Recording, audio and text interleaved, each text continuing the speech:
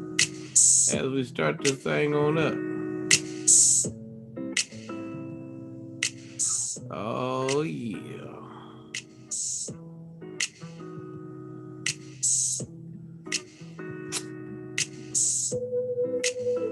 Thought that was a smooth fade out.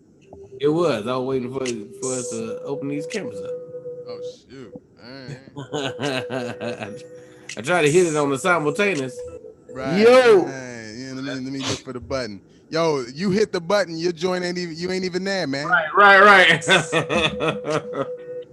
Yeah. Hold on. Let me move my. I gotta move my camera.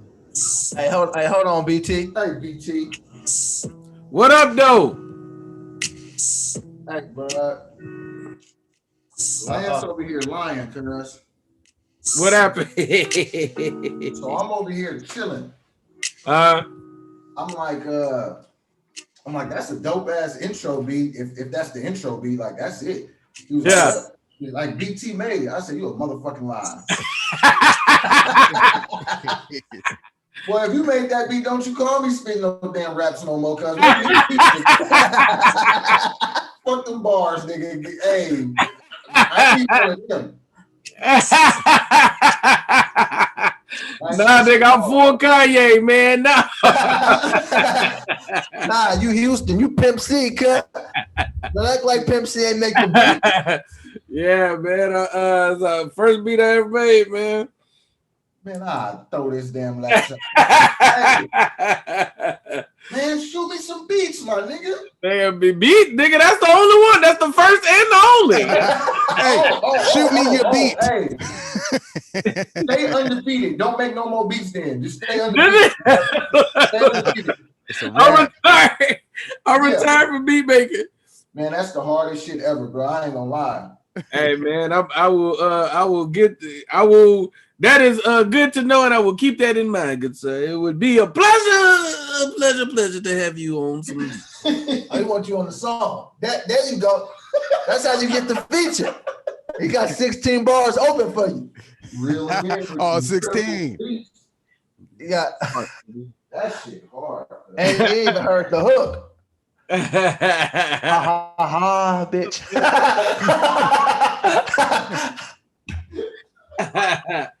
Yeah, man. I went through the whole, but they taught me how to do this shit on YouTube, nigga. I was just pressing buttons, nigga. Oh shit, nigga, it's a beat. Yeah, man. Yo, that was fly, man. He was like, "Yeah, shoot me your beat." It's so funny, man. You know when you got like you ever have like priorities that are like right in front of you? It's like I got shit like that's right in front of me, but it's like, oh man, I want to do shit. I gotta do fuck all day, man. Yeah, man. Right. Damn. Hey, man. Whew. It's a good day, man. Yo, man. Good. It's good to match up with good energy. Yeah, man. I just know, man. It's heavy. It's heavy, man. Yeah. And man, like that ain't the pod I'm trying to have today, man. I ain't trying to, but not discussing stuff sometimes just seems like a mishap, man. But hey, man, look at this. Let's go here, man, because we just did this. Yo, rest in peace, DMX, man. Right. Yo, man, we was just on that joint, Yeah. Hey. So I know we all like DMX fans too, and that's our era. Yes. So it was interesting to watch it happening in real time, because I felt like soon as they said he was in a vegetative state, I was like, oh, he gone. Right. That's just kind of how it is. That's how it be. I was highly disappointed and frustrated with how the reporting of his death was handled. It's terrible. It was a lot of to me it was very disrespectful. And it's like this stuff, because there was y'all, there was the report that came out, not the report, it was something his family members say he took the vaccine and Right. he that's what caused the heart attack, right? And then obviously that comes from a source that's not a quote unquote trusted source. So it'll be dismissed. My thing has nothing to do with a vaccine or anything like that. My issue is the initial report before anything else was DMX has drug overdose, heart attack. Right. We just needed heart attack. Mm-hmm. There was no need for you to say he had a drug overdose. Absolutely. There was absolutely no reason to report that. Yeah. And because it's DMX and he spoke openly about his struggles with drug addiction, no one questions that. No one sees that or feels like that's a weird thing to report. Partly because everybody knows you. Everybody just want to know what happened. But to report that like that initially is highly disrespectful. Yeah. And now, now that he's passed, like one of the main songs that is like being soundtracked is Slipping. Right. Mm-hmm. Slipping. I'm falling. I can't get up. Because they're trying to soundtrack that to like he talked about slipping and then he died from addiction. And that is a terrible thing to do. Not to mention, simultaneously, you got New York Post reporters writing stories about all of the houses that he so-called lost throughout his career. I don't. It was very weird how they were painting that. The only thing that saved it was his fan base was so large that so much of the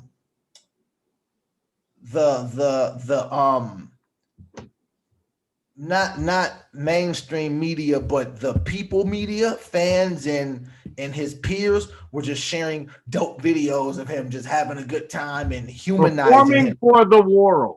Performing for literally like what seemed like 500 million people. Yeah. And that DMX in the red overalls is one of the greatest. I'm like, right. That is wild. I've never seen more people than that, bro. In anything ever. Forget concert. In general, I've never seen more people. There's endless. There's literally people as far as the eye can see. And if it's as far as the eye can see in video, then it was really a lot of people. It was endless, man. Hey, man, the problem is everybody want to drop the story first. And I feel like reporters may have the ability and talent that they used to, but they're not using it. Like because it ain't even about credibility now.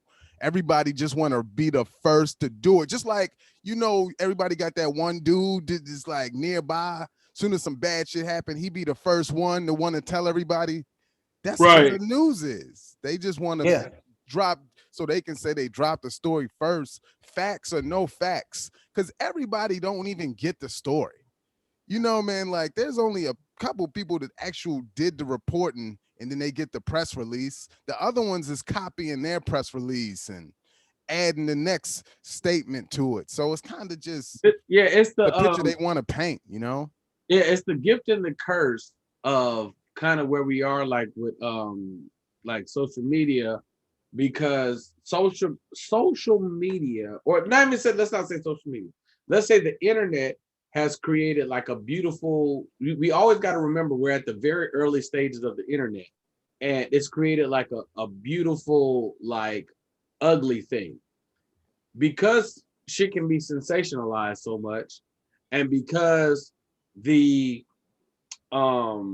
traditional outlets of media are the controls kind of slipping through their hands to a certain extent, right? And they're consistently trying to keep up with whatever is hot. They're being more ridiculous to keep up with the ridiculousness. It's like you could just post some bullshit and then apologize later and nobody what's names, and then it's like, but you got the attention that you were looking for because you're trying to drive energy. So it's like the Washington Post is like, oh shit, well Bossip already posted it, and Media Takeout already said something, and TMZ already said something. Well, what do we say? Well, attack them. That'll be good. It's like, my nigga, So it's just like, and there's just like no decorum for that energy. So it's like I've been trying to find and here's the crazy part. We then go, like right now, we're talking about the bullshit because we know it's bullshit, but that's the shit that they want us to talk about. So it's like, there's probably somebody who did a beautiful, amazing, like story on DMX and his passing and his passing. I don't even know who it is.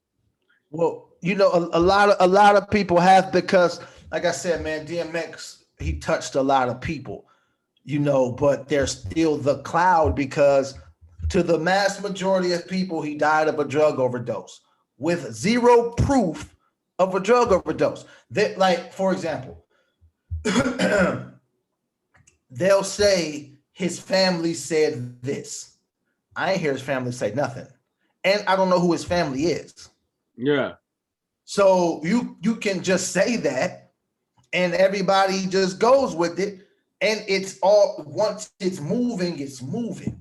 So once it's moving that he had a drug overdose, and once again it's DMX, so no one questions it. For context, when Whitney Houston passed, they said she drowned in the bathtub. Mm-hmm. Right? That was it. And then later on down the line, they said coroners found whatever in her system. But the report was not Whitney Houston has drug overdose in bathtub. The report was not Pimp C has drug overdose. Whatever they find in your system later, whatever you want to believe with that. But the initial report, the first thing I seen was DMX has drug overdose, heart attack. And here's the issue too, right? Niggas do drugs, bro.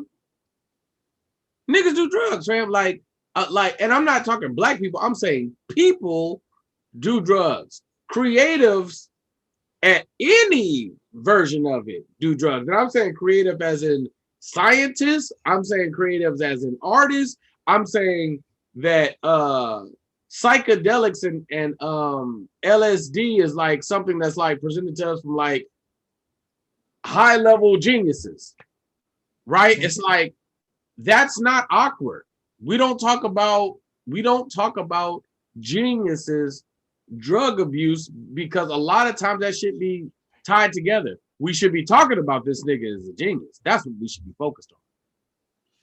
That's where the energy should be, because but in general, DMX was consistently kind of like, I don't want to say disrespectful, but kind of like, he doesn't come up in the mentions as much as others do, but his impact was fucking felt, bro.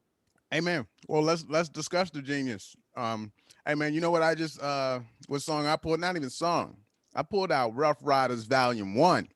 Yeah. Because I remember that was a moment in my life. You know, like Silver Case, hey, Silver album, Silver Case, right? The whole thing, you know, every time he came on, his tracks, and man, just the impact on I can remember where I was at, the clubs I was in, you know, the stuff that was about to pop off in the club when his music played. Yeah. Cause man, like he had an energy to his stuff that made you move different. You know, like He was probably a little more pushing and shoving. And man, let's speak on the genius. You know, well, the thing about X, it's very, very, very, he's on a very short list of artists who had that kind of impact out the gate. Right. Like out the gate. And it's like, you know, he had the number one album twice in 1 year. Right. That's unheard of. Right. He's no artist in Def Jam history sold more records on their first 2 joints than DMX. Maybe the first 3. What's the name said? I just saw Russell Simmons said he saved Def Jam. No, he definitely saved Def Jam. But that's documented. And see that, and so this is another thing, right, about the genius of X. X was you got okay. We talking about 98. 98, 99, 2000, 2001, 2002 DMX, right? Now, when you start to think about hardcore rap, right? Everybody's the hardcore gangster rappers.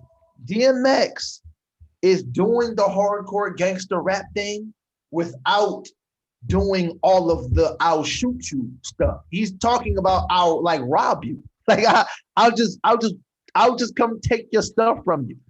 Mm-hmm. Like, no, I'm really gangster. Like, y'all talking about what y'all do with the gun, and like, no, I'll just come fuck you up.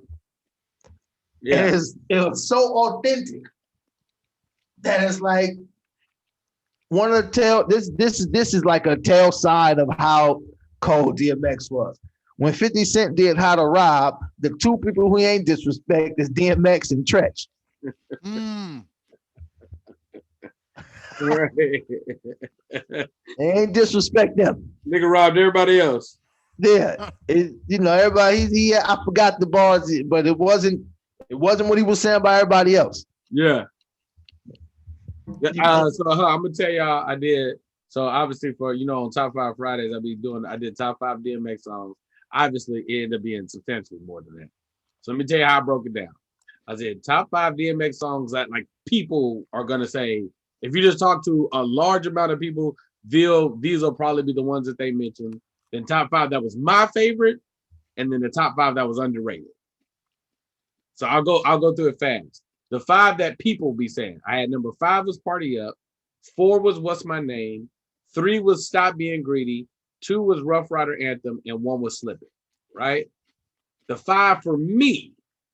Number 5 was Crime Story. Number 4 was Who We Be. Number 3 was What These Bitches Want From a Nigga. Number 2 was Get At Me Dog. Number 1 was How's It Going Down. And then underrated, I had a tie between ATF and Damien. I had 4 was some X shit from the Rough Riders Anthem. Get on the Floor. Niggas Done Started Something was number 2, and 1 was X Gonna Give It To You. Man. Shit. And so this would be not an objection, but this is what I would add to that. Because when we start talking about the underrated DMX stuff, for me, it's everything after that third album. Okay. It's like when you like Grand Champ has some joints on it. The Great Depression has some joints on it. Yeah. It was just like X just wasn't the hottest rapper in the world no more. So some of those got lost. Yeah, we had a full all-out conversation about Get It On The Floor, because Get It On The Floor is like it's a poppy dance track. I was like, but nigga, when you hear when you hear it, not when you think about it, when you hear it, you feel it. Like if a nigga was just in an X mix and Get It On The Floor happened, you wouldn't not one iota of upset would hit you. You'd be like, I'm very happy. Yeah. Hey man, but Get On The Floor was on Grand Champ too. So yeah, that was one of the ones from Grand Champ. It was one of them ones that like it hit, but it just was, like you said, he just wasn't the hottest nigga at the time. Does he have a full Christmas album, or is it a gospel album? I remember he did the Rudolph the Red-Nosed Reindeer. Yeah, the freestyle, right? What? Yeah, I don't know if he got a Christmas. You know what album else too, man? X filled the void. I don't want to say filled the void, but he kind of for lack of a better term, when Pac left, X kind of replaced the energy. Like if let's say that there's always been a very big personality that was brash and aggressive in hip hop. Like if you go through each generation of hip hop, there is probably somebody that took up that space, right? And after Pac was no longer with us, X took up that space. Before 50. It was like he was. Yeah, I think it was like a familiar energy. There's truth to that. It's just a lot of aggression. Yes. Right. But then even when you go deeper than that, the bald head, Yes. the tattoos, Yeah. always got their shirt off. Yeah. There was a lot of things that felt familiar between Tupac and DMX. A lot of honesty. Now, that was my next thing. Very honest, very vulnerable. But this was the most impressive part, was very, very, very spiritual. Right. Yes. Right. So, X do all that, and X was not afraid to pray in front of people, to pray on his music, pray in his music. Like pray, like he go talk about robbing you and then praying for you. Like he like Pac, he had that duality going on. It's like, no, I'm like this, but I'm struggling. Like I'm not just happy to be like this. Like I'm striving more over here. Yeah, man. And go ahead, Mike. No, man, and it's like there's people that might be like him, but I don't know if there's anybody that's just like him. Like when you just talk about a standalone talent, there's just you said he DMX? did that. Like DMX? Yeah, like DMX. Like I don't know if anybody did nobody. what he did. And hey man, that's something that I always admired. Like that's nobody special when you could touch what he did, the way he approached it, and nobody even is like I could compare to him. Well, I 1000% agree that X was his own person. I remember like a void when Pac and Big died. I remember a void kind of sitting in hip hop, like, all right, like, so what do we do now? Because wait, Big died 97 or 96? I know Pac is 96. Pac died in 96. Big died March of 97. Yeah. And then X came out in 98. 98. Early 98 too. So it's like I remember when they both passed, we was like kind of mourning. It was like, all right, wait, this rap thing is kind of all over the place. Like where do we go as hip hop fans from here? And we was kind of looking for what was going to be the energy. And it was like, I just remember maybe it might even be not even so much a comparison outside of like the look and the looks and so on and so forth. It was just like, yes, it was something to hold to. It was the aggression. You gotta remember. It was your dad leaving your house and your uncle showing up. Somebody's here to protect us. Yo, man, when you look back though, is that not wild that what y'all just said out loud was September 7th or whatever for Pac, and then the following March it was Big. Yeah, it was bro. Mike, go deeper. We all knew it was gonna happen. I remember feeling when Pac died and they said he was actually gone, and that energy, because when he died in the kind of the heat of the beef, I was like, all right, now how long is it before Big's no longer with us? That's how I felt. Like, and it was kind of the talk around people around me, like, I don't know how much longer. And when Big died, it was like, yeah, we saw this coming. It sucked, but that's how it felt. So a few things, because I was young. I just remember being sad. I remember where I was at when they said Pac passed. I remember where I was at when they said Big passed. And I remember where I was at when I first heard DMX. Interesting enough, I remember this. I remember I was living in South Sac. We had this place. It was a house on Cushing Way was the address. Matter of fact, Manny came through and had the DMX taper CD. Manny. But so when you talk about, because we're talking about that void, right? Pac dies in 96, Big dies in 97. Right now, and at this time, Jay-Z is because 97 is volume 1, so 98 is Hard Knock Life. Yeah, 96 is Reasonable Doubt, because they dropped Reasonable Doubt, yeah. 95, 96 is all of that those times. But there was a lot of great artists out. Outkast is out. The Fugees is out. Lauryn Hill is out. Cuba's still out. You have great artists. Nas, matter of fact, Nas dropped. It was written in 97. I believe so. I think it was before that. It was written. It was written before. I mean, either way, it was like a year. Yeah, this is pretty much. It was. It has to be 2 years after Illmatic, because according to Jay-Z math, that's a one hot album every 2 year average. And that's Illmatic dropped in 94, so I felt like it was written came in 97, around there. But I mean, but the point remains the same. There was this void for aggression. Like, as dope as Jay-Z was, it was like he was cool, laid back, calm. Jay-Z birthed what I call the arrogant drug dealer. Yes. So when I hear the Pusha T, the T.I. thing, not the drug dealer, it's the way they're talking about selling drugs. It's just a cocky drug dealer. But that's not what DMX was. DMX was I can just come punch you in the face. You know what I mean? Like, it was a different thing. Like that was his energy. His energy was like, oh, y'all, that pretty cute shit. It was Mobb Deep turned all the way up.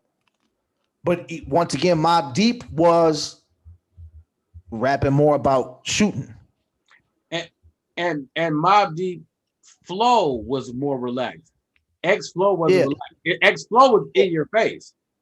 Yeah, everything about DMX was like right there in your face.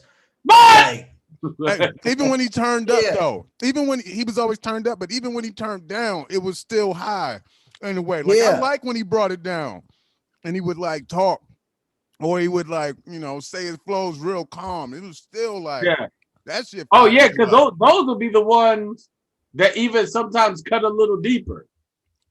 Yeah.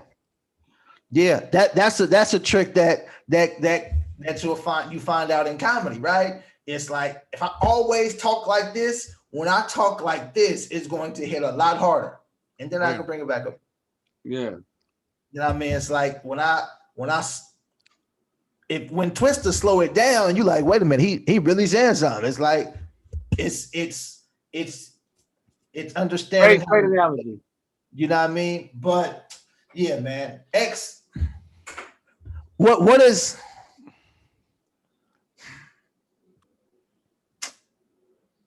I'm trying to think of how to phrase this question. What is your personal favorite X song? For me? Yeah. Oh, it's definitely how's it going down? How's it going down? I love how's it going. I love the interlude of how's it going down. I love everything that leads up to how's it going down. I love the exit of how's it going down. you know something else about what makes X special when you talk about stuff like that is he never compromised himself no matter what the song title was. DMX never got on a song for women and changed who he was. Like, no, he was still DMX just talking to women. Yeah. Right. Hey man, I love boo to the end. Got the kid from this nigga. So what's wrong with me? I love it. Damn, that's a cut too, man. Like, if I'm gonna pick a favorite, what's this song?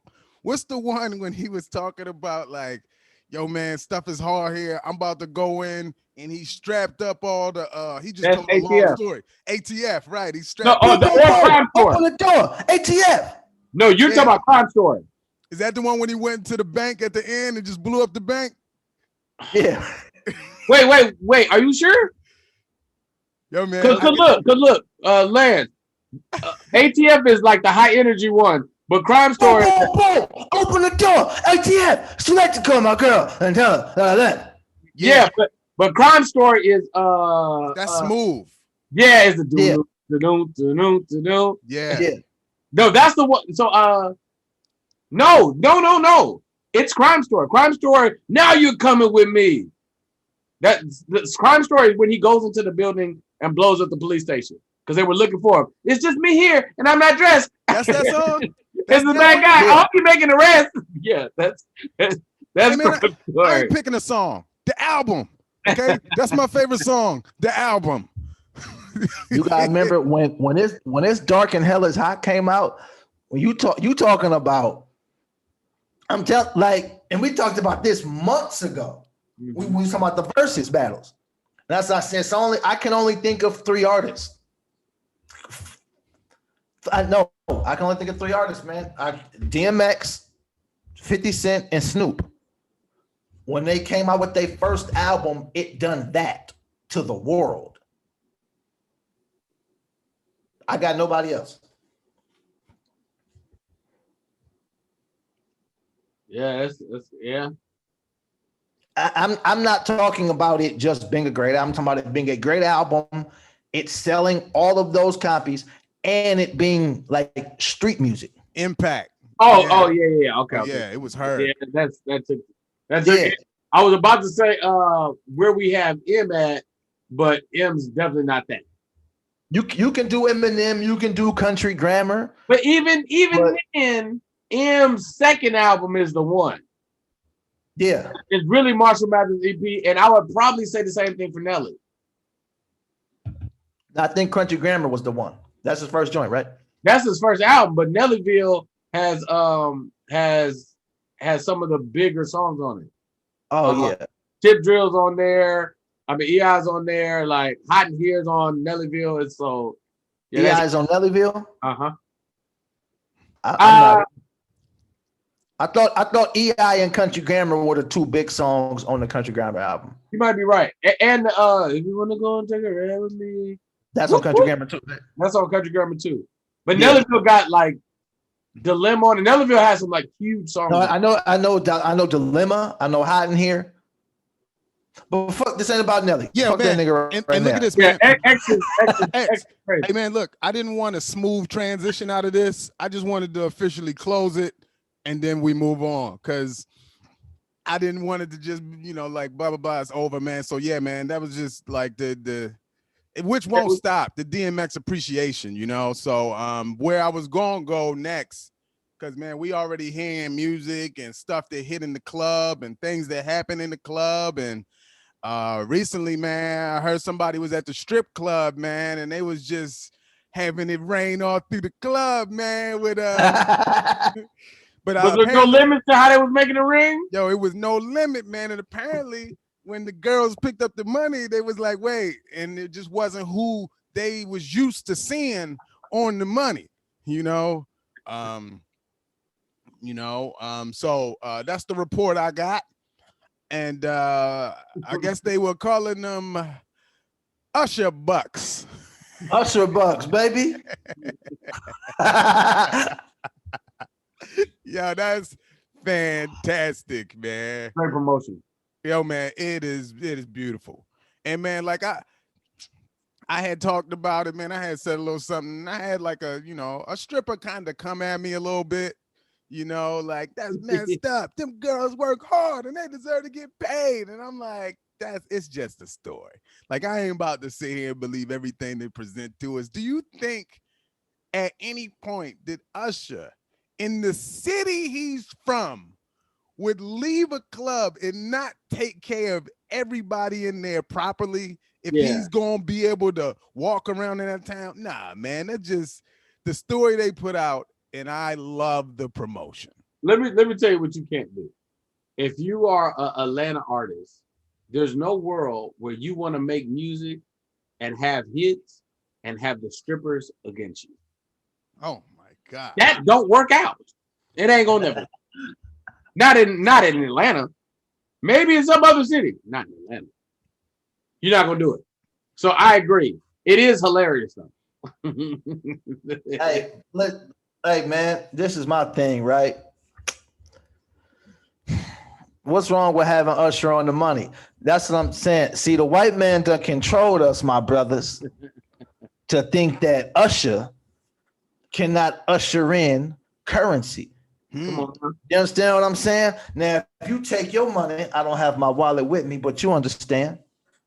And you see all of these slave master pictures on your money. See, you find value in that, my brother. Why is it Talk to the that you don't find value in Usher?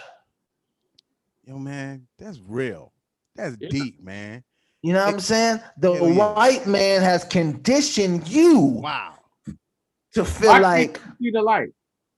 Why can't you see the light? Why can't you see like just a little bit of it? Just a little bit, man. Like just a ray, man. Just a ray, man. woo! Just a ray, man. Why can't you just usher in seeing the light? Just a ray, man. Yeah, man. My way, the way I see it, is that this should just be the new lane, man. That's it. You know, just imagine right now, if there's only a limited amount of those, do you know how much those should truly be worth? Yeah. You know what it is, though? It's money. It's seduction. It's the seduction. It's the seduction of wanting to have the actual dollar bills, but they should be valued higher, Mikey. I agree. Yo, I got confessions. Hold on, man. I got confessions, man. I want to do this too. I do, man. Those are You should, black man. I would invest in that. And let me ask you this, black people in the Black T universe, ask yourself this question. When Usher allegedly creates his own currency to empower himself and his people economically, you mock him. But when a white man, Elon Musk, tells you you must invest in Bitcoin, you hop on that. and it's up right now.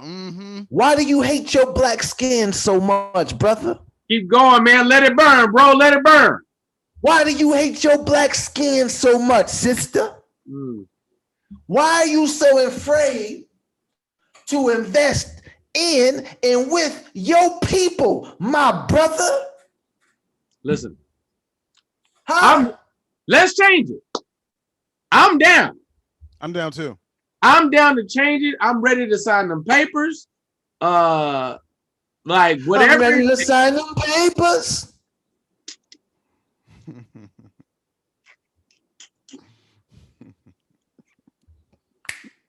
Woo. Yeah.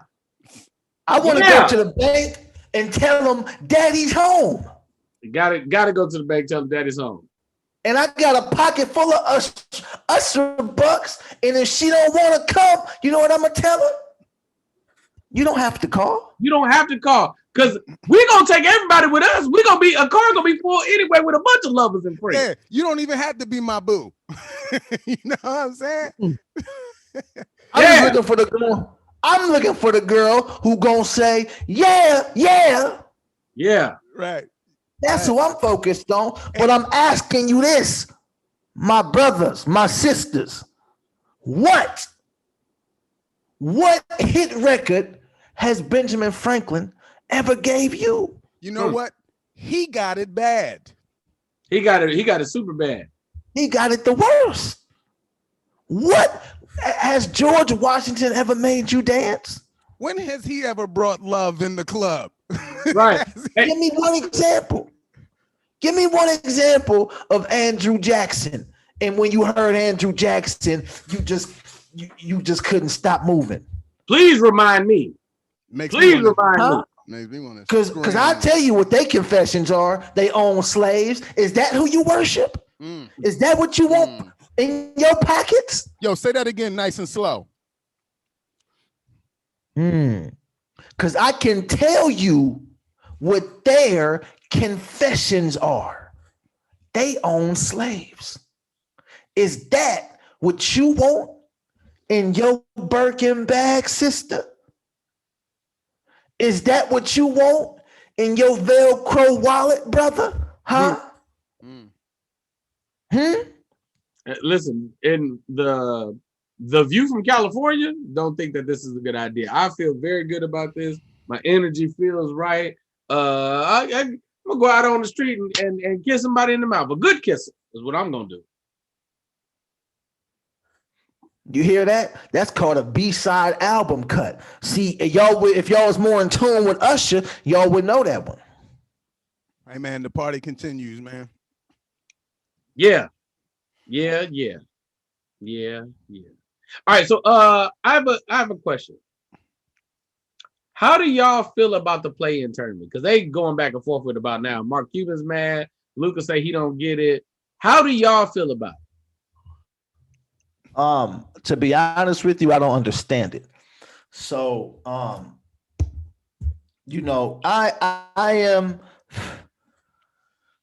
very much on the side of things are a business and it's all phony. Mm-hmm. So do whatever y'all gonna do. I'm gonna watch it. Like I watch basketball. So if it's on, I watch basketball. Me trying to understand it and break all that stuff down, it just doesn't make sense to me. And you know how it works though. The breakdown is I get it, man. 7 to 10, right? 7 to 10 do a So look. So there's 8 playoff spots, right? The 6 that are at the top 6 teams are in. Number 7 and number 8, whoever's placed number 7 and number 8 play each other. Whoever wins that game is the 7th seed. Whoever loses that game plays the winner of 9 and 10. And then whoever wins that game is now the number 8 seed. So all you gotta do is win, right? But I think what they had seen is one, the Eastern Conference doesn't want to mix with the Western Conference because a lot of A teams would get left out. A lot of them wouldn't have the chance to make the playoffs, and they were trying to figure out how to make it when they get to the end of the season, when people just taking and sitting people and so on and so forth. It's like some of these teams on the end, like let's say a player went down with an injury and you were struggling. Like let's say, perfect example. Let's say this year the Lakers slide to the number 9 spot, right? So the Lakers play whoever's in 10, maybe the Warriors in the first round. I mean, not even the first round because the playoffs haven't even started yet, right?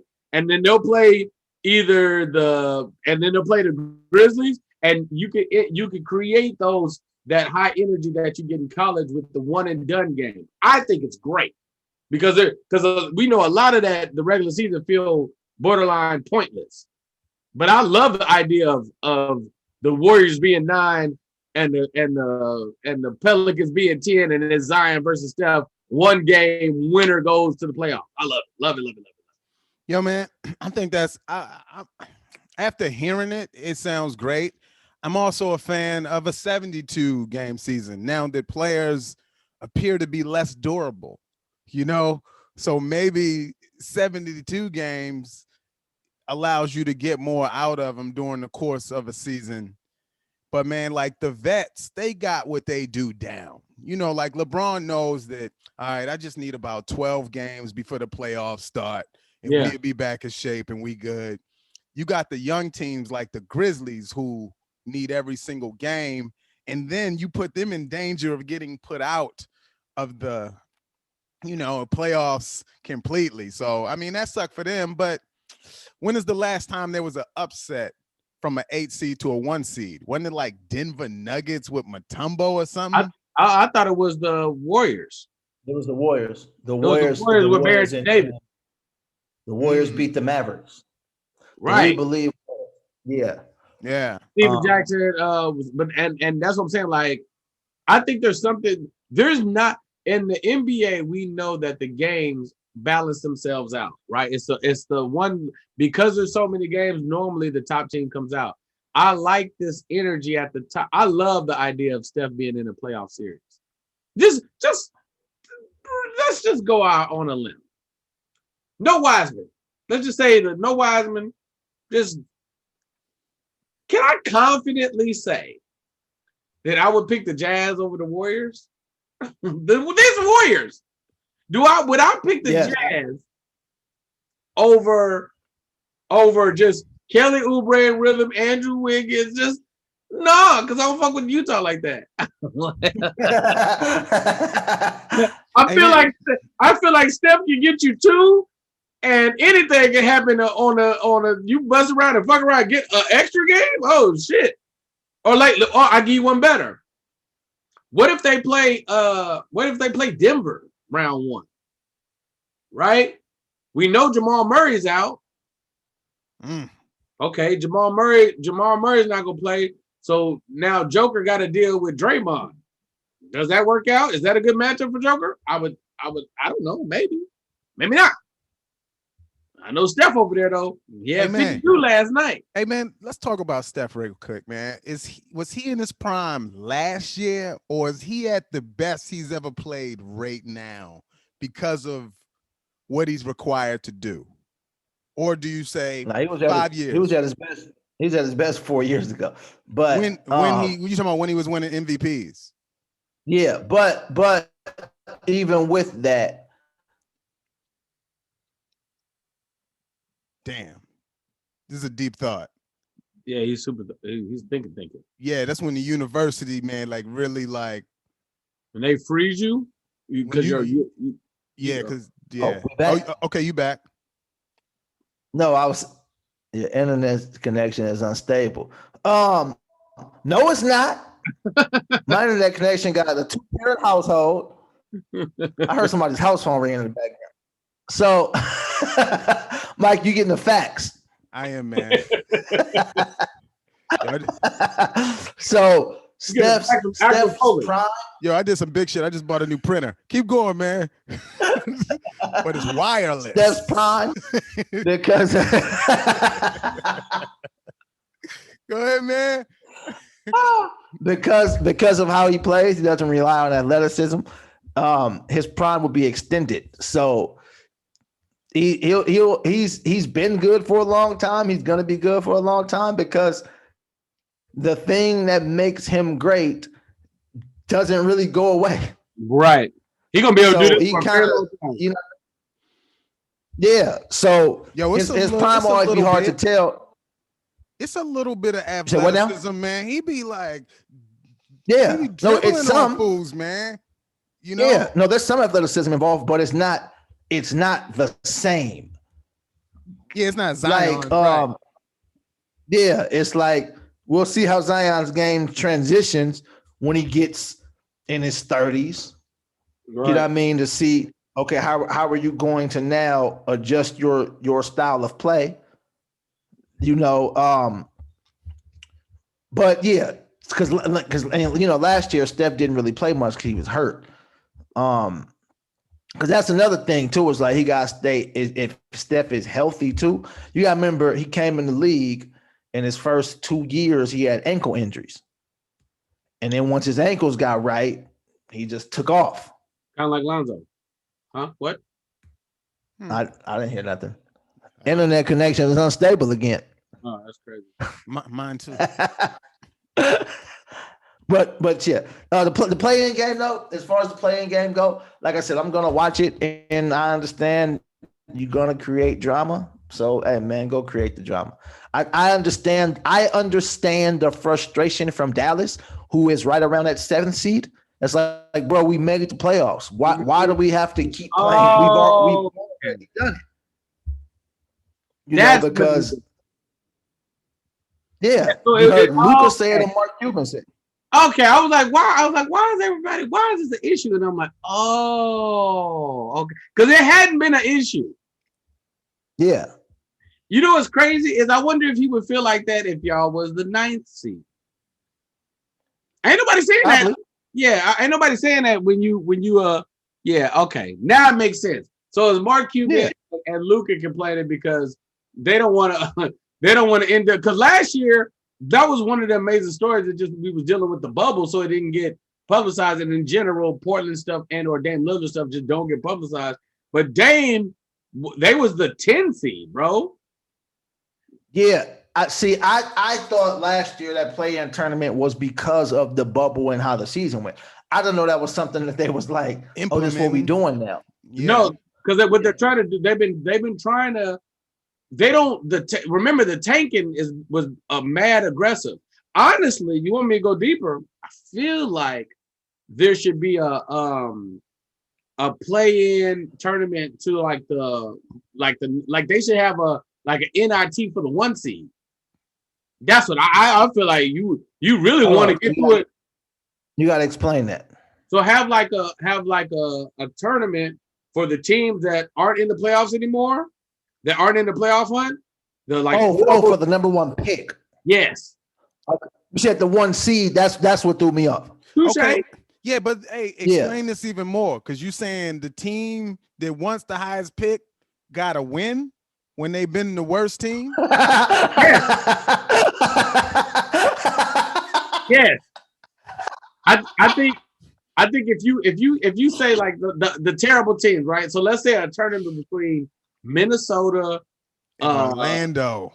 No. For what you're saying, well, no. I don't know what you're saying. My bad. No, go ahead. Say what you're saying. No, say what you were saying. So the way the lottery works is every team who didn't make the playoffs is in the lottery. Now you have the quote unquote ping pong balls and all of that, but every team who don't make the playoffs is in that. You feel what I'm saying? So I don't know if it needs to be for all the teams. I think it should probably be for like because at this point in time we're going down we're going 10 teams deep for the play-in tournament, right? If we're going 10 teams deep for the play-in tournament, then I'm talking about 11, 12, 13, 14, 15. Like the horrible teams. Maybe it's even so 10 teams play in. So now we have 10 teams left.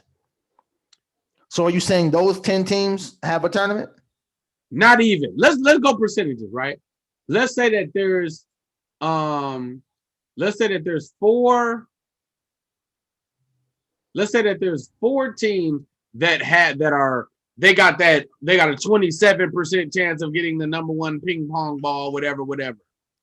Let them make Okay, look. Because you get good basketball when it's this is for all the marbles. Nah, we don't. Yeah. Look, I don't know. Go ahead, Mike. Nah, I get you on wanting good basketball, but when does the number 1 pick matter? It matters like every 6 years when there's a phenomenon. Touche. Otherwise, some of the best players are the 4th and 5th and 13 picks. So that's under the auspice of keeping the pick, right? It might be a trade asset. It might be you could get creative at this point in time and say, yo, listen, if you win first place, you could either get the number 1 pick or you could have the number 3 and number 7 pick or something like that. Like, I don't know, man. I think I like them adding in college tournament energy into the NBA. One and done it always creates more drama. Always. Win or go home always creates drama. Game 7 is always that. Gonna lose somebody a lot of money. One and done, and that's NBA. Why it's not gonna happen, Mike. That's why it's not gonna happen. Who would lose money? Yo, man, somebody that was about to be in the playoffs, and now they don't have like at least 7 more games. Yo, man, like you said, the Lakers sliding down. They wouldn't allow anything like that. Who with a team like LA or I don't even know who's hot anymore. Chicago. New York is trying to show their face. Like New York gets to make the playoffs for the first time in 15 years. And you think they're going to put them in a situation to not be in the playoffs? No, no. They're not the problem. You know who's like, going to be in the play-in tournament? The fucking Celtics. That's what it's looking like. It's looking like Jason Tatum and the other nigga that don't nobody remember, and Marcus Smart and Kemba Walker. Jaylen Brown, are they turning into a bust? Damn. Yeah, nigga, them niggas is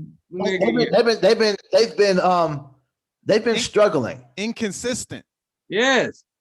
So let's say they've been oddly struggling. Now look, Jaylen Brown been hurt, right? So let's say he get healthy right towards the end of the year. It's like, damn, nigga, we ain't gonna make the playoffs. It's like, I don't know, nigga. Maybe we win this game because we're the number 10 seed. Damn, if we win this game, okay, cool. Now, all right, cool. We got to play it. Who we playing? Orlando, nigga. Bust them niggas ass. Now you got an 8-1, and it's nigga the Knicks versus the Celtics. Let me say this. Let me say this so we can be factually accurate about what's going on right now in the playoff picture. Yes. So if we're going 7 through 10, yes, in the Eastern Conference, Boston is 7, New York is 8, Indiana is 9, Chicago is 10. Wait, say that again. Boston is 7, New York is 8, Indiana is 9, and Chicago is 10. That's fucking phenomenal. Now, that's a great game. The Knicks versus Boston to get into the playoffs to guarantee themselves a 7th seed. To guarantee the spot. Now think about this part too, right? Think about this part. Chicago is the 10 seed. Mm-hmm. Now, we can do both. Indiana's the 9 and Chicago's the 10. Mm-hmm. Indiana is just now getting Karis LeVert. Yes. From the trade. Yeah. Finally getting healthy. They're getting healthy. Chicago just added Vucevic from Orlando. Yeah, and they got Zach LaVine. And watching. Well, yeah, I'm talking about what they're getting, what's new to them, right? Yeah. Because Zach has been there. Zach has been all-star all year. Yeah. But now you talk about a play-in tournament for a 10 seed who's at the trade deadline got significantly better. Yes. Right? So I can understand the frustration of a Boston and be like, yo, no, we made the playoffs. I don't want to play these niggas to try to get in. We already made it. No, you didn't, bitch. First of all, here's the you did make the playoffs. You want to make the playoffs, be in the top 6 seed, because here's the goddamn problem. Watch who's number 5, and this is the issue. Probably Miami. No, 5 in the East. Yes, it's Charlotte. It's Miami. So who's 6? No, Charlotte. Charlotte is 6. Yeah, but Charlotte and Boston are tied. Right. So they got so Melo's impact put them niggas at number 6. So hey, Jason Tatum and fucking Jaylen Brown and fucking Kemba Walker and all you amazingly getting paid high niggas that's been a top 3 seed, how about y'all fucking do better? And or play yourself in, bro. And Kemba was hurt. Marcus Smart was hurt. Tristan Thompson was hurt. So I'm sorry. Hey, what y'all think? What them Suns gonna do? What y'all think about the Suns? Suns are a very dangerous team because, see, let me tell it. Chris Paul is amazing. The issue with Chris Paul that happens is he's still 6 feet tall. That just is what it is, man. Like, I love Chris Paul, but he's 6 feet tall. So come playoff time, he's trying to get stuff off, but he's shooting over mountains, and he plays a lot of pick and roll ball too. So he's trying to get off over people taller than him. So now Chris Paul, when he was in Houston, he had James Harden, and they was right there. I mean, Chris Paul got hurt too, and he didn't play. And was it game 6 and 7 he missed? Yeah, and then now he got Devin Booker. Hey, that's not a significant drop. Now, granted, yeah, no, it's MVP, not. And he's doing amazing things, but Devin's kind of dope though, man. I love CP3. I love him having Ayton as a weapon. I don't like their bench at all. I think their bench is trash. But within that, I don't like that. It's so complex. I don't like and love Devin Booker's game all at the same time. I love Devin Booker's capabilities and what he can do. I feel like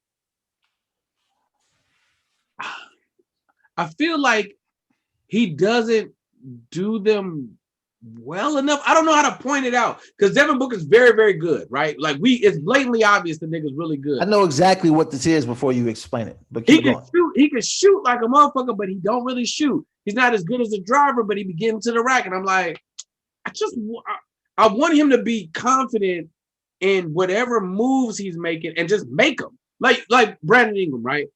Brandon Ingram, what's the other nigga name? DeRozan. These niggas know what they're gonna do. I'm a dribble, pull up. Lou Williams, we know he gonna fit. Like he don't have like a signature go-to, and he's too skilled to not have it. Yo, man. Hey, you know what that nigga need? The nigga need a summer with R.I.P. Kobe. That's what he need. Hey, man. I know what's happening. That's probably true too, but what he has, which is about to change his game tremendously, is Chris Paul. Just being around that leadership and the decision making, he gotta absorb that. But go ahead, Lance. What is it? The issue is that he light skinned, and BT is solely judging him on being light skinned. This nigga has the total package offensively, and BT cannot get past his pale skin. So that's what the problem is. Yo, that's messed up, BT. You like Tim Hardaway Jr. over him, huh? That's messed up. I mean, he's starting, but shouldn't Crowder be starting over Devin Booker if we really think about it? No. Like, as he was explaining, I was like, no, this be happening when niggas be light skinned and you just don't respect it. You're like, nah, this nigga out I here. respect Melo. Hey, man. That's the question. Should Phoenix get rid of Devin Booker and sign Jello? That is the actual question. Hey, look, as you said that, this is what just popped up. It says rank them 1 to 3. Oh, well, obviously Donovan Mitchell, number 1. That's Donovan, Jason Tatum, and Devin Booker. No, I would go. Do you see what Donovan is doing right now, man? Like, I would go Tatum. I would go Tatum, Booker, Donovan Mitchell. But that's a lot of times. Okay. Hey, man, look, you taking Tatum over Donovan Mitchell? I love Tatum's game. I used to feel that way, and it's not that I don't love Tatum, but am I taking Tatum over the Donovan Mitchell that we seen this season? Like, okay, here's a question. No. How many points do we, just without looking, how many points do you feel like somebody with Devin Booker's skill set should be averaging? How much do you feel like? A nigga that put up 70? It depends. It depends. It depends on the team structure. This team right now, how much do you think he should be averaging? On this team, I would say between 24 and 26. Fair. I feel like I don't see Devin Booker put up enough 32, 34-point games. I feel like he should do it way more often. Yeah. I don't know if he's not getting to the line enough or what it is. I'm willing to bet this nigga's averaging around 22, 23. Because another part of that is he's playing with, another ball dominant guard. And he can shoot though. So like as good as Devin Booker shoots, nigga, he should be eating, bro. Like when you play with Devin Booker is at my bad. No, go. I want to know. He's at 26 a night and he's shooting 49% from the field. So he barely makes it. Is the light skin thing. So you want him to be at 36 now, huh? I'm telling you, bro. He at the number you just said. No, he said that. I said the nigga should be better than this. He's at the bottom. He's at the bottom of what Lance wanted. He's at the bottom of what Lance wanted. I said 24 to 26. That's not even what I want. I'm just, if I'm looking at that team and I know how much Chris Paul has the ball too, I would expect him to be around 24, 26. Y'all ever been in that relationship where you working hard, but it's never enough for her? She just the energy where she just wants a little more. So all the time you feel less because she's making you believe you need to do more. Meanwhile, what you're doing in any other relationship would be respected. You ever been in that? You ever been in that relationship? Come on, 3 minutes. I know a real nigga be out here fucking 7. Since we on the hooping, right? Did y'all see what happened today on the Twitter with Shannon Sharp and Kevin Durant? No, this is great. Yeah. Right. Keep talking. Keep going. You didn't see it, BT? No. All right, hold on. Drunk I want to do it. No, do it right. I want to pull it up right, Nick BT. Oh my goodness. Like, hey man, Kevin Durant, as great of a basketball player as he is, he's better on Twitter. I don't know how that's possible. Like, he just really just don't be letting nothing slide, and it's hilarious. And he's practiced a lot on Twitter, man. He practiced a lot. Yes. Hilarious. Okay. This is where we're gonna start it at. This is where it starts at.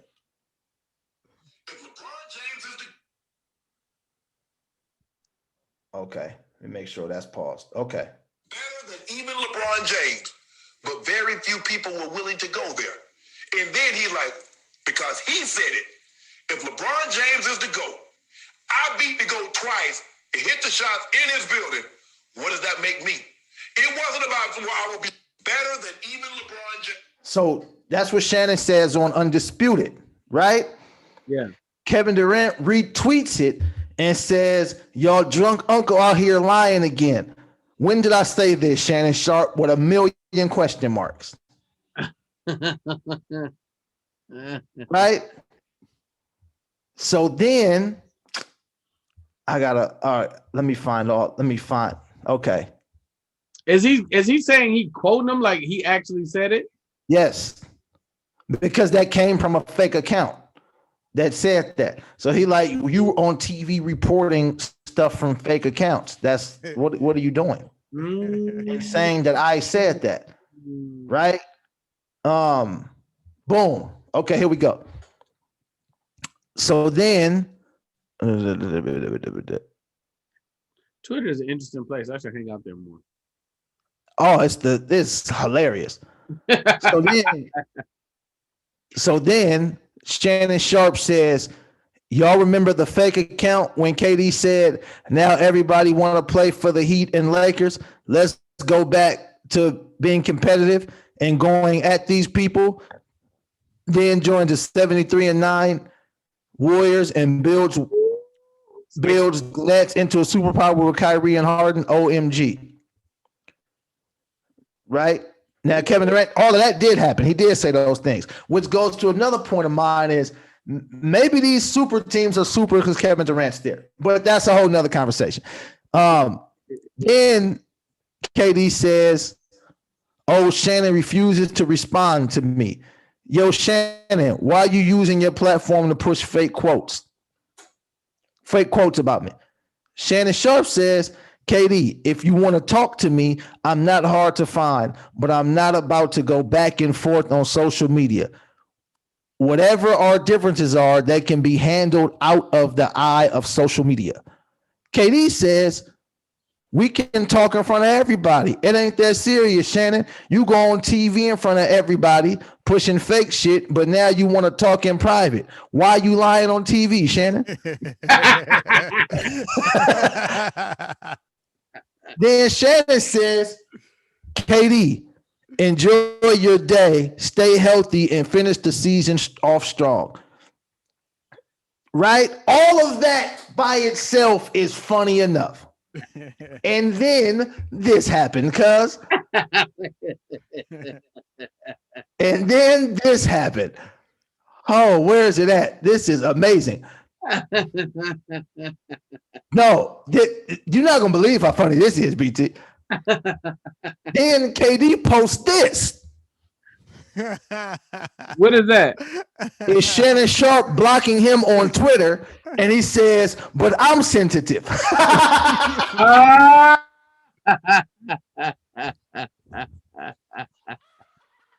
Amen. If that's not funny enough,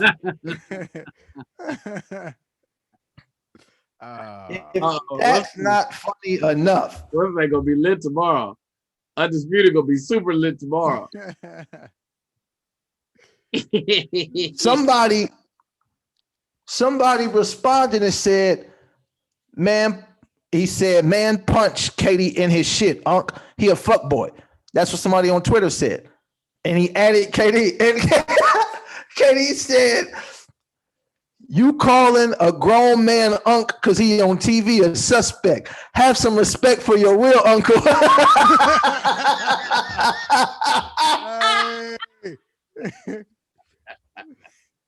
You're disrespecting your mom's little brother. That's hilarious. That's hilarious. I love how Kevin Durant handles Twitter and the media and all of that stuff. It's like in real life, they will really just paint weird narratives and just say stuff, and people will just believe it. Now, imagine if somebody in DMX's corner was like tweeting like, "Yo, he ain't died from no fucking drug overdose." Stop saying that. Right. Like on some Vanessa Bryant shit, because she ain't letting shit slide. It's necessary because they'll paint whatever they want to paint. Even if he did die of a drug overdose, stop saying that. It's not important information. So here's the okay, but now wait, let's go back to this KD. I'm trying to be fair and observatory. He didn't say it. He never said that, right? Something floating around on Twitter from a fake account. Here's the problem with the logic. The understanding of what was being said is how I feel like KD feels. It's absolutely 1000% how I feel like KD feels. When I was watching them play LeBron, every time he was taking the shots in his face on purpose. He looked like he was trying to abuse that boy.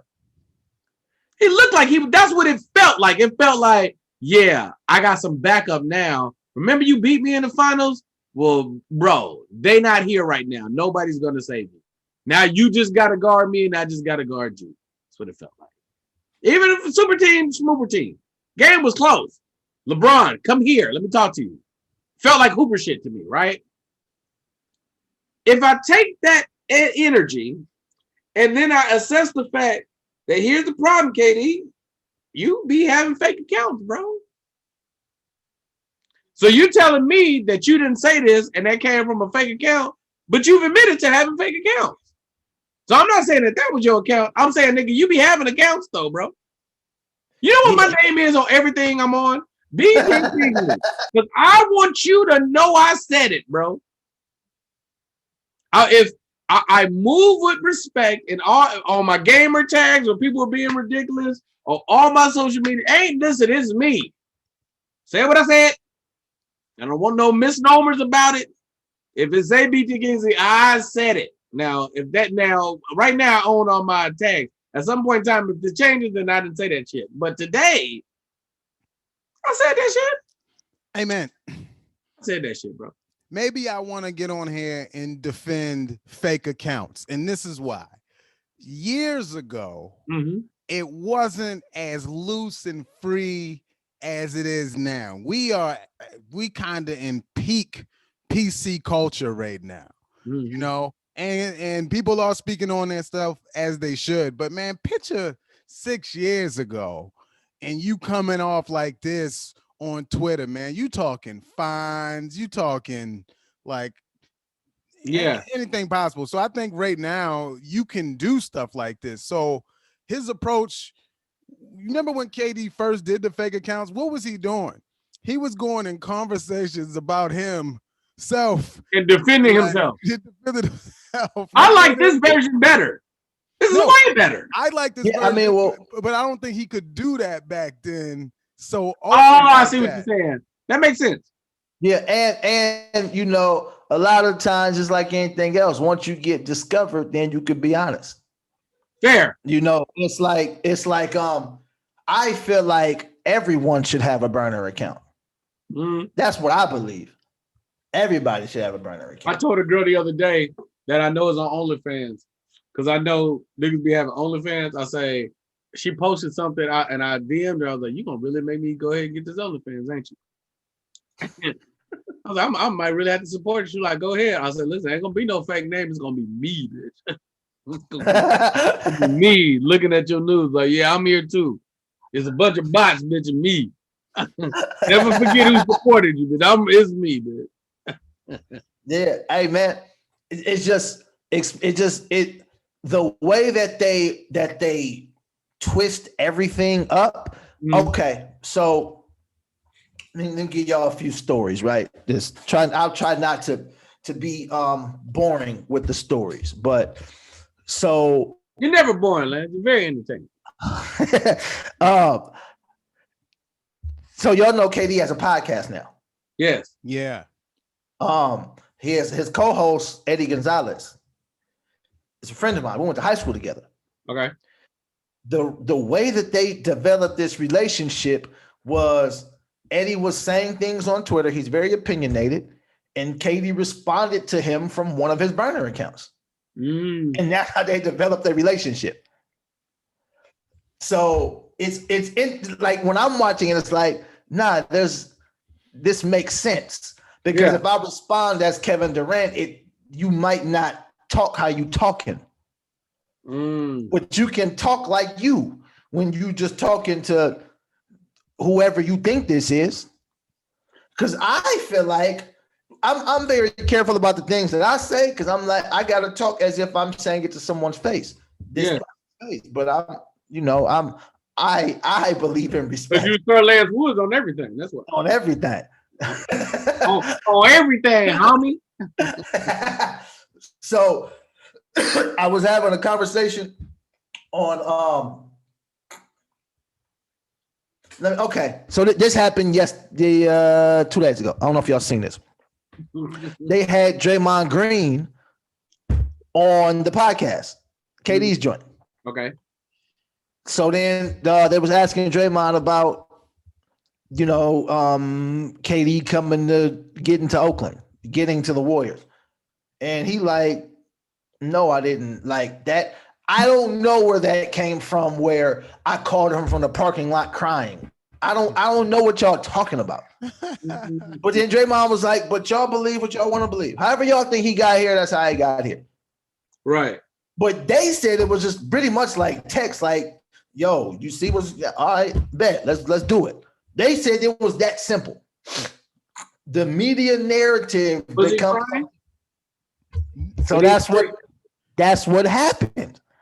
Chris Broussard gets on whatever his show is and was talking about Eddie.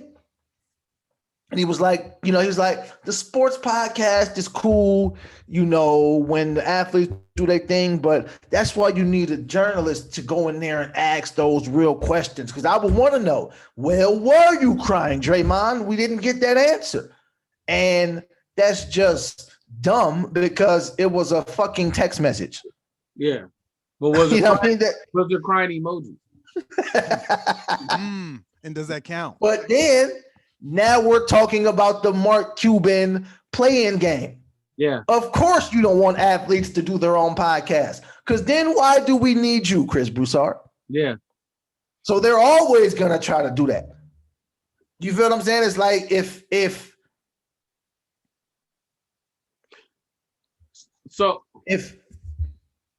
you get a text, I got a text that an Amazon package came. I was like, Amazon, I ain't ordering nothing.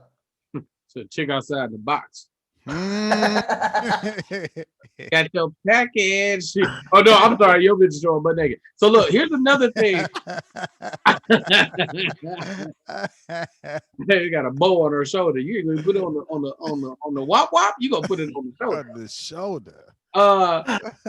So all right, since we're here, let me ask you this: how do y'all feel about the Kyrie thing?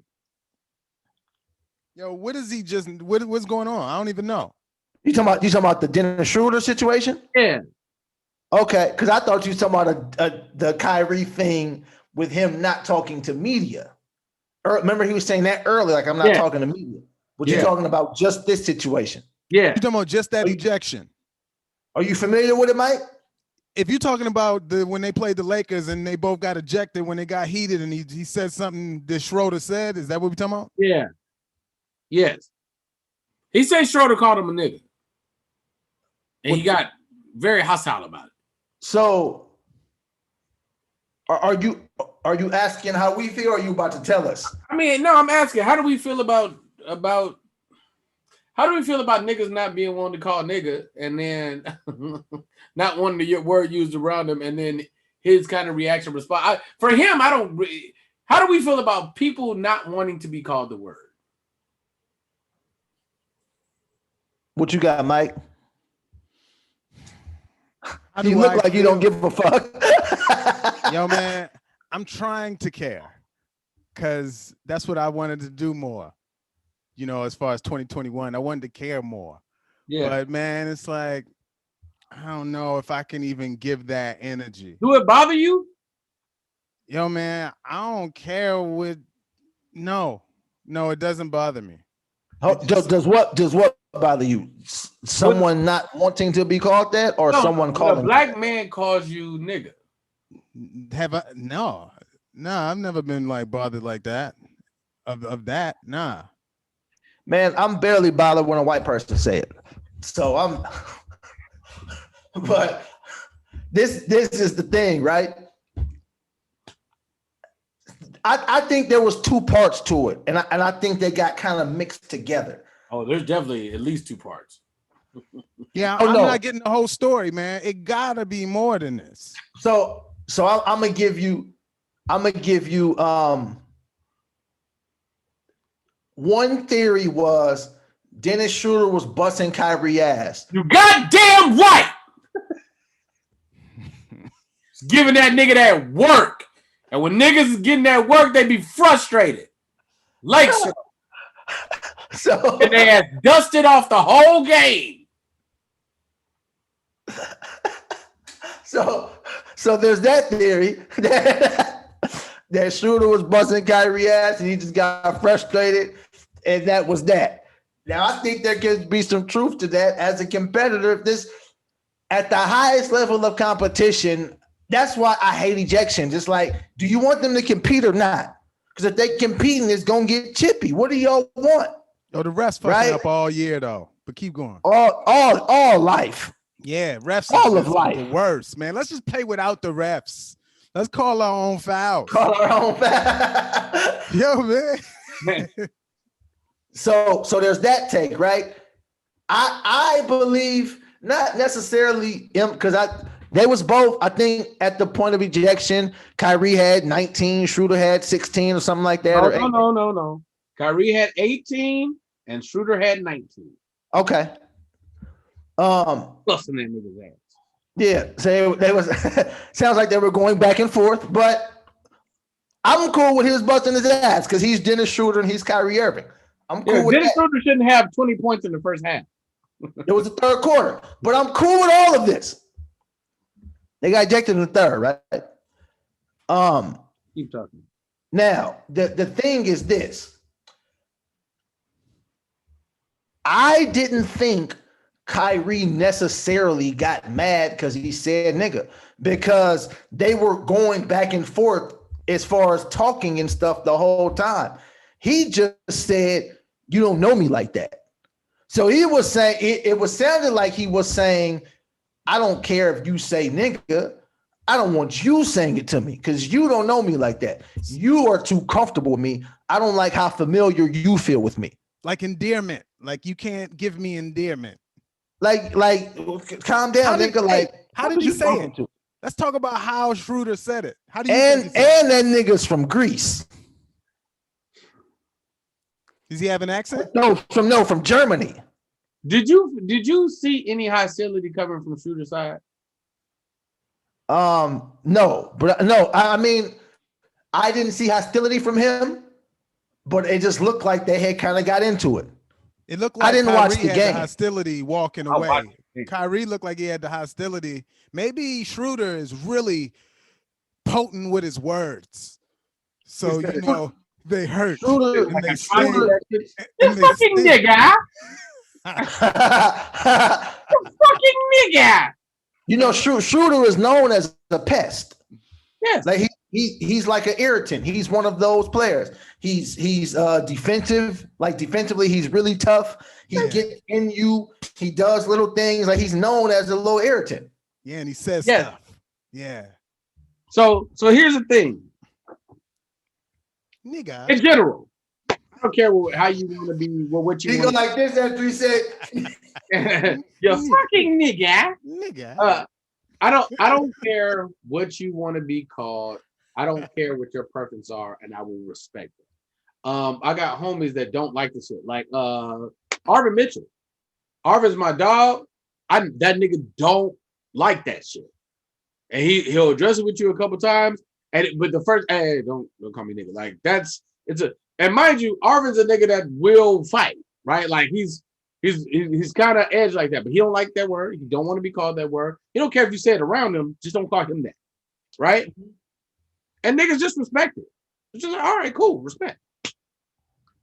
Here's the issue. When I hear the logic for why people don't want to use the word, brother uplift and black people king and queen and dicka. And then if somebody calls you it, but your response to it is visceral against another king, queen, black person, whatever you want to call them, you sound like you acting like a nigga. Like it just sounds like you might not be a nigga, but it feel like one today. Yeah, nigga, you don't know me like that. That sounds like nigga shit to me. Because when I'm talking with my niggas, that's not how we talk. It's like you handle and deal with people in the essence of respect. If it's just an ideology, That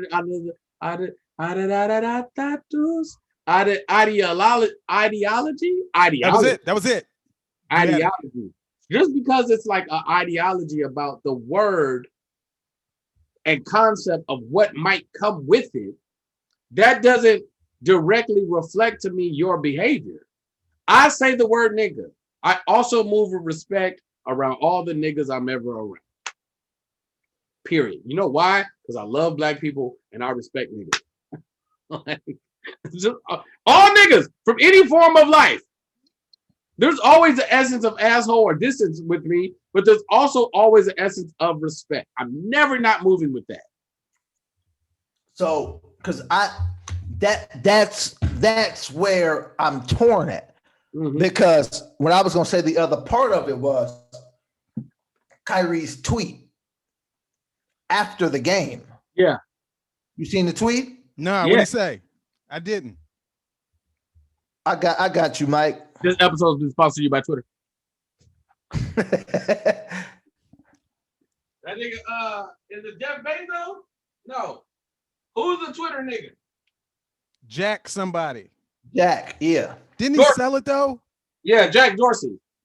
Jack Dorsey is our homie. Man, that's so much. This was I probably got to look it up. This was the tweet after the game. The N-word is a derogatory racial slur. This is from Kyrie? This is Kyrie, yeah. This is Kyrie's tweet. The N-word is a derogatory racial slur. It will never be a term of endearment, reclaimed, flipped. Never forget its foul and true history. Throw that N-word out the window right alongside with all of those other racial slurs used to describe my people. We are not slaves or ends. You don't speak for me, bro. I'm a nigga, bro. Feel good too, nigga. No. Dancing that shit, nigga. I'll hit the fucking Soulja Boy clapping that bitch, nigga. Because look, hey man, everything that happens on the court, I'm okay with. It's heightened competition. We supposed to get into it. We put a lot of work into this. We supposed to get into it. It was the tweet afterwards. I was like, oh, was he really tripping about that? Mm-hmm. Because he tweeted. He was that's what I'm saying. He tweeted that, yeah. When it was just real. Yeah, like real feelings right there. Yeah. And you gotta understand Kyrie's journey. It's like he's going through I'm not saying a phase. I'm trying to think of a better word. He's going through a transformation. Yeah. And a understanding of different things. And he's at that part of understanding where he's like, no, I'm not playing with that word. We're not doing that. Right? Because Kyrie was, wild nigga, man. Kyrie used to throw boat parties and only invite white girls and all that. You know what I mean?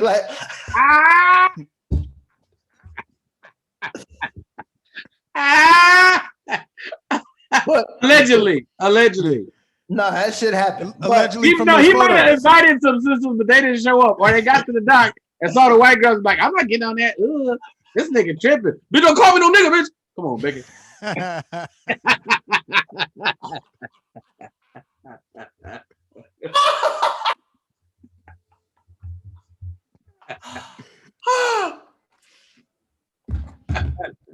But yeah,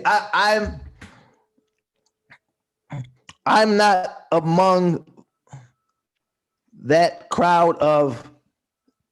I don't think the word nigga is what did the damage.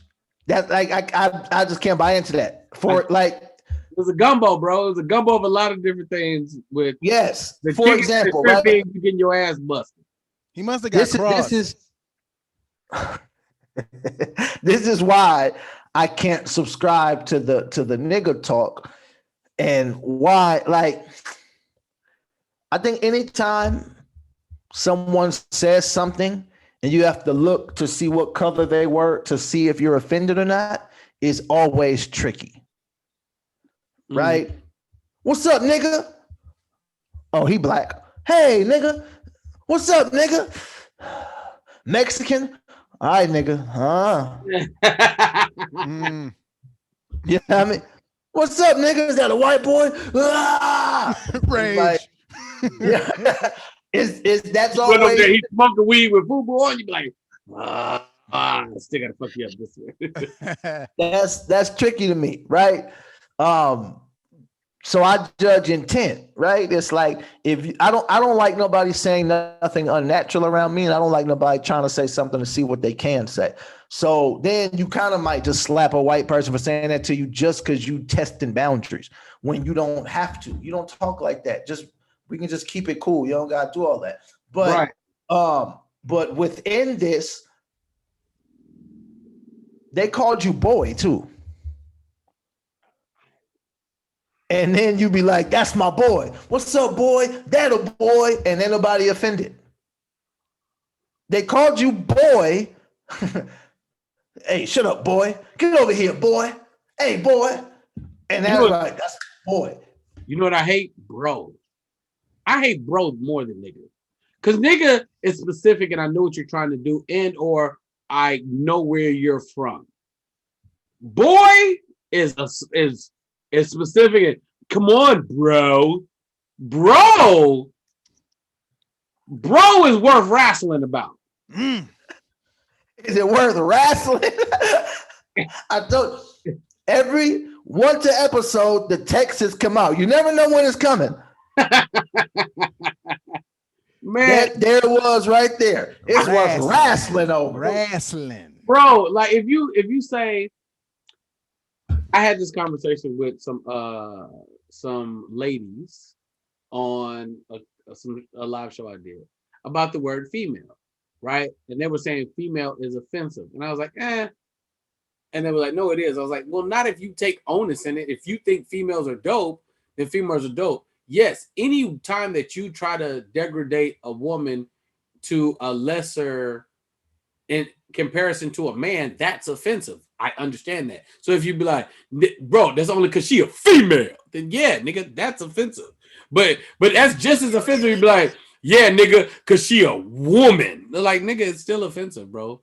You know, these ladies, it's like, it's the tone, like it's the intent, right?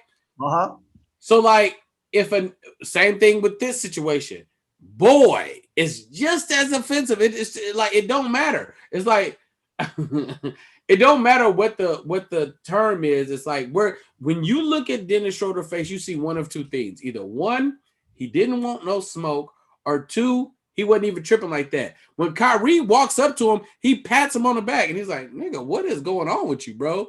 And he was like, no, nigga, I got a little afro. And nigga, don't call me nigga, my little afro. I'm Kyrie. And he patted his afro and then he walked off. So you think he was in his feelings? Bro, let me tell you what's going on. Because you watch the game, Mikey? I ain't watch it. I watched the replay and the altercation. Let me tell you I watched the whole game, every minute of it live. And let me tell you what the fuck was going on. What was happening was the Nets had Kyrie and KD, but they didn't have James Harden. The Lakers were missing LeBron, AD, Kuzma, Mark Gasol. Nigga, everybody was hurt. And the game started with it was like 14-3 Lakers. They at no point in time did the Nets ever have control of the game because they don't play no defense. So what they were doing was they kept switching. They used to switching off. But the problem is with Drummond in there, he's abusing Kyrie, and they would switch Sexton or whatever the other center is with the blonde braids. They kept switching him on to Schroeder, and Schroeder would just guard him up, bro. He'd step out and he'd blow past him, layup. He stepped out, and they kept doing it, and they just kept doing it over and over again. I was like, this nigga ain't gonna like this shit. Then Morris was hitting jumpers. Then KCP started hitting jumpers. Then fucking Ben McLemore just got to the team, and them niggas was hot, bro. They never had control of this game. They lost by 23. At one point down time, they were down by 31.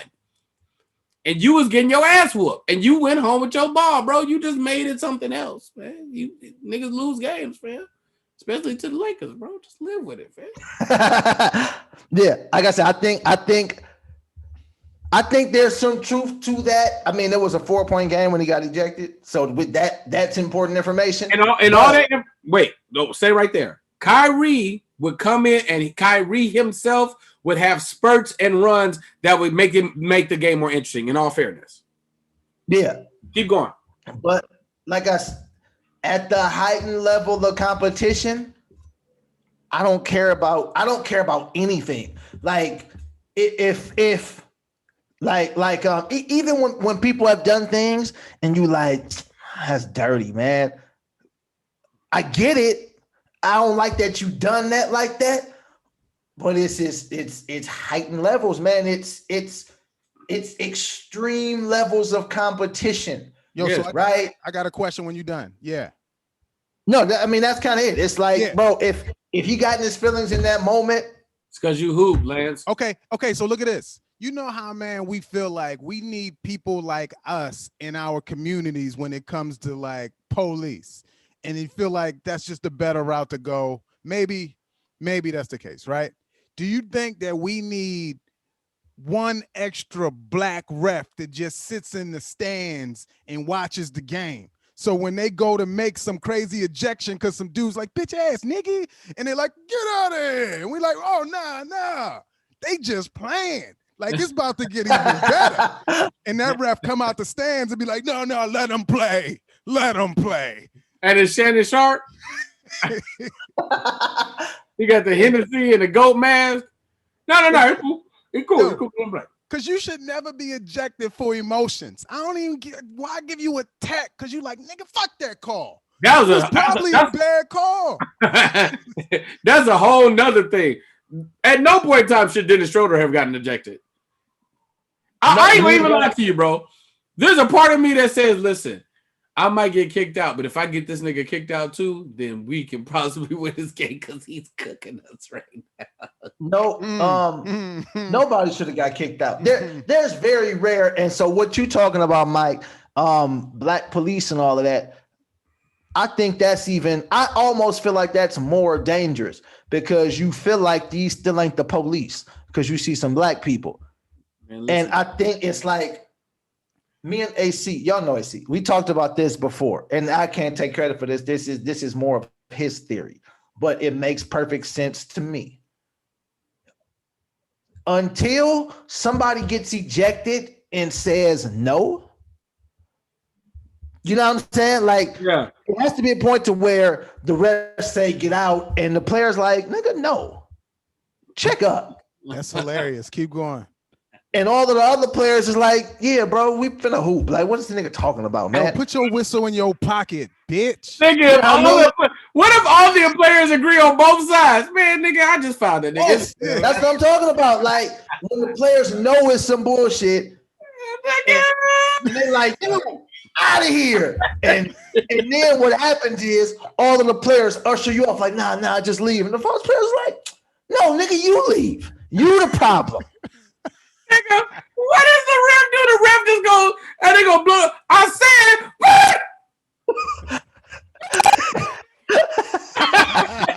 everybody look back at him. Now get out of here right now. We not leaving.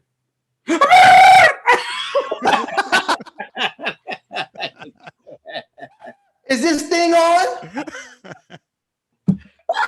My God, nigga, that is a hilarious image, nigga. Just not. But you gotta think about what that looks and means in a world view. You know what I'm saying? It's like, nah, bro. No, we're not like, no, we're not. If you say there are 15 players on these teams, there's 30 of us and 3 referees. Right. No, he's not leaving. That's a dumb call. Right. If it's football players don't get ejected often, but they'll get suspended after something. But even with that, if you get ejected, it's 55, but there's 130 of us. Right. And it's 4 of them. No, you're not leaving. Hike, nigga. Yo, man, look, even though this is coming from AC2, man, this is also in the university. I want to say that we need to implement no more ejections unless you trying to physically hurt somebody multiple times. You know, man, like, give them. I didn't get to the first time. I missed the first time, motherfucker. But I come back. If you a bum, if you are not in the regular rotation, we know why you coming in. Listen. Look at. Pay attention to the mind fuck, right? To where, because these are the quote unquote rules, now you start to look at these things as if they make sense. Right. So say you watching the game, you a Laker fan, BT, that's never gonna change.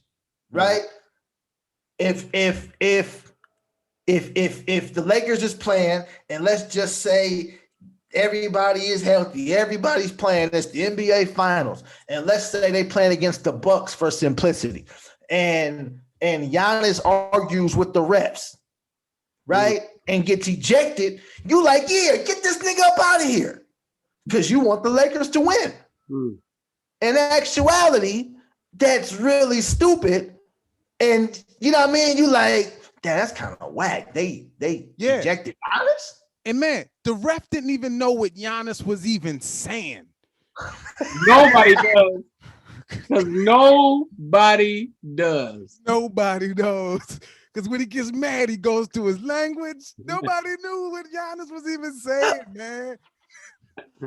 Because Giannis, get out the game.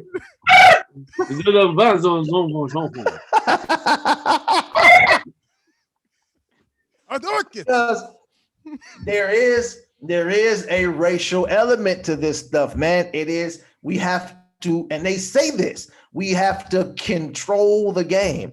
They say this during the game, like the refs need to control this game. It's like, control the game? No, you're here to officiate the game. Yeah. You're here to call travel and foul. You don't need to control anything. If they want to talk to each other, they should be able to talk to each other. They definitely, yeah. Hey, man. Y'all trying to say this is a family broadcast? So you don't want them saying too much, but y'all selling beer at every chance y'all get. Y'all sell his Hennessy commercials. This ain't as family as y'all think it is. This is about controlling Black people and not having them sound too aggressive or look too. I know what y'all doing. Hey man, this is why I say that if there's like a punch thrown, maybe an ejection, man. You ever been hooping and it get real hot, man, and it get to the point where like you fucking start fighting? You don't normally finish that game. So that like translates to like what would happen, I would say, in the league. Normally, after y'all just like, yo, we fighting. All right, man. We just kind of walk off the court. The people walk in and they end the game. But man, if we let's talking shit and cussing each other out, you gotta let them talk shit. Yo, man, the game gets better, according to me. Yeah, I enjoy it more. All the time. Better results. You know, and then because the funny part is, in NBA basketball, if it gets that heated, you can just sub them out, bro. They'll go sit down for a minute. They'll be all right. Because and I gotta say it's racist because I go look at hockey and they just fight. Yeah, you give them a penalty box. I love it. Yeah. Hey man, y'all go chill out. Y'all go chill out for a minute. You give them a penalty box. Yo, heated exchanges. Y'all go have a seat for a minute. Y'all niggas wilding, right? Sport. And then we can just move on. But you don't eject somebody from that's just stupid. And no matter how bad the refs mess up, they just keep reffing. Like, I love. Oh, can you imagine the excitement if, as opposed to getting an ejection, a nigga got put in the penalty box and now he just got to sit on the bench for like 7 minutes or something, and it's like, fuck, nigga, like the game would be better. The game be dumb intense. I think just be sitting there just resting and stewing, and he was on fire. But not this game. The Nets would have still lost by 25. But like in other games, that nigga just be there like, oh, as soon as I get off this bitch, oh, as soon as I get back in this game, nigga, that'll be exciting. Hey, Lance, was you about to say this, man? Because that is good. I like the dude steaming on the bench. But was you about to say if a ref make bad calls, we need to eject him? Like, why can't the ref get ejected? That was some bullshit. You out of here. That's it, because you made that.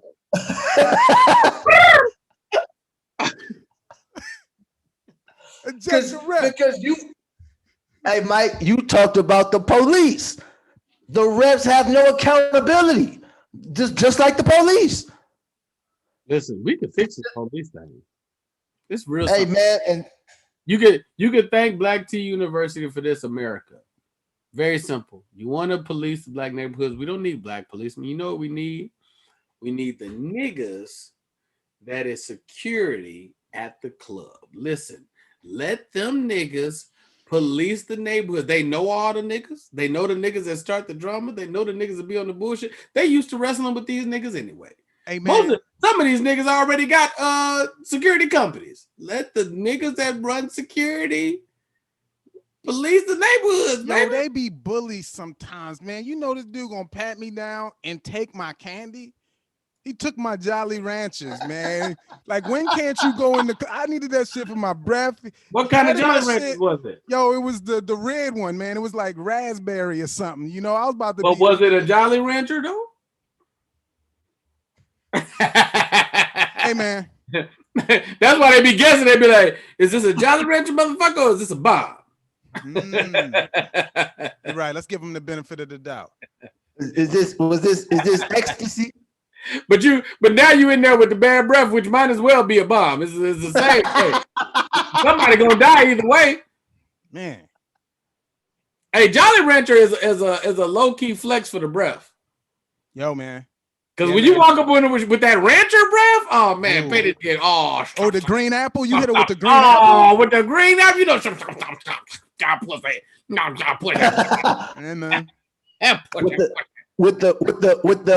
With the slightly fading green tongue. She's like, oh, I know you can eat some candy. That's the best way to eat pussy with some Jolly Rancher in your mouth. He was like, this is great. I can do this for a long time.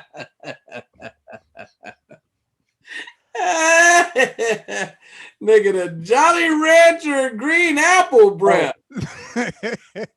That's another naked woman walking. Hey, what do y'all really do? That nigga's work. The crazy part is they just be working on their taxes and shit. You know what I mean? Yeah. All right. I can imagine it's more entertaining. This nigga gotta go. Hey, bro, before you leave, hold on. Get a Jolly Rancher. Huh? I'm about to go get some Jolly Ranchers. That's what I'm headed to. BT just gave us a great idea. I want to see that sketch.